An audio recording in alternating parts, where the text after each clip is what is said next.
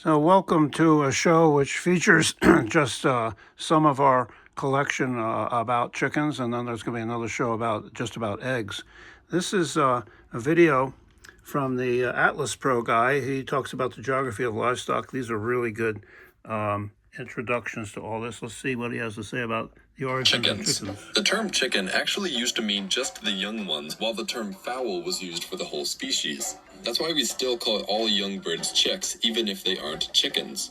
Honestly, I could do a whole video about chickens, so I hope you're ready for this. Modern-day chickens are the domesticated form of what's called the red jungle fowl, a bird that struts along the floor of tropical forests, scratching seeds and other foods out of the soil. In the wild, the red jungle fowl originated over an area stretching from India into China and down into Southeast Asia, making it all the way to Sumatra. And to this day, there are still wild populations of jungle fowl throughout this area. Although out of the red jungle fowl's initial range, the earliest definitive evidence of chicken domestication comes out of Hebei province in China and would have occurred around 7,400 years ago.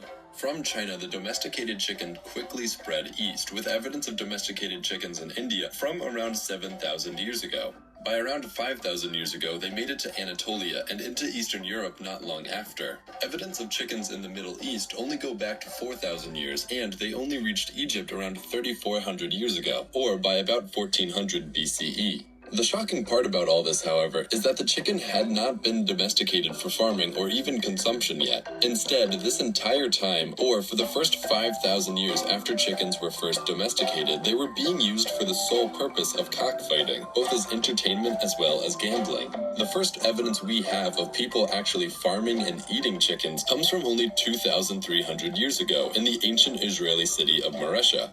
It was here that a tremendous collection of over 1,000 chicken bones were found. These bones were mostly from female chickens, so they couldn't have been used for cockfighting. There were many fully mature bones, so they weren't being selectively killed at birth, and most importantly, the bones bear markings from knives, indicating that they were being cooked and cut up.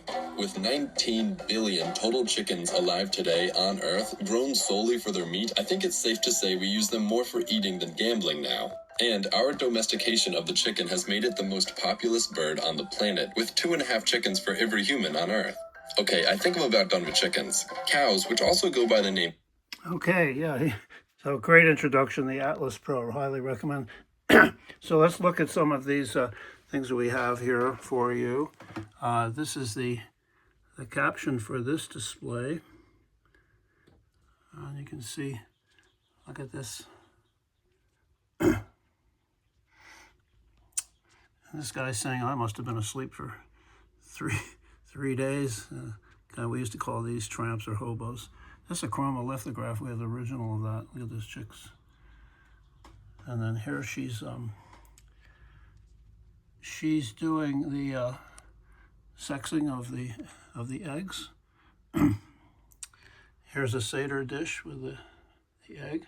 And here's Pennsylvania Dutch kids painting Easter eggs. And here's an Easter egg greeting card. And then I want to show you this display. And here's the captions for them. This was, here's those guinea fowls that he was talking about. Here's a bronze image of a bronze Benin cock, I guess it was. This is from Africa. Here's the skeleton. Look at these folks. French.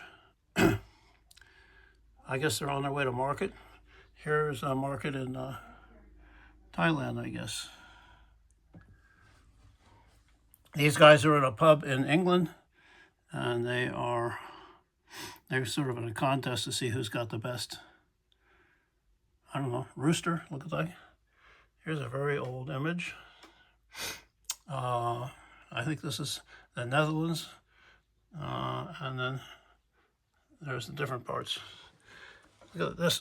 This is early 20th century chromolithograph, also a print of a fowl. A small chicken farm.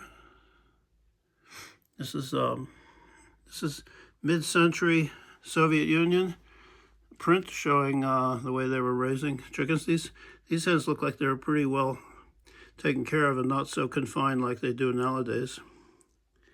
Look at this. This is a 1920s, I guess, postcard of a chicken ranch in California. This is one of our favorites. This is an inkwell, bronze inkwell. Look at this guy. Another, I don't know, another tramp or a hobo. Seems to be a popular image to have with chickens. So he was an inkwell there with the ink in there. Here's another drawing of the same subject. This is a lovely little engraving here. Church's Chickens. We could do a whole show about our origin of this chicken company, and also Kentucky Fried Chicken. We will do a show on that. Here's some other. This is, I think, a Kellogg's rooster doll. Another Easter greeting postcard. Feeding the chickens. Look at this lovely, I don't know, 1920s postcard.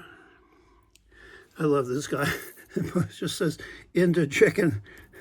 He looks pretty serious.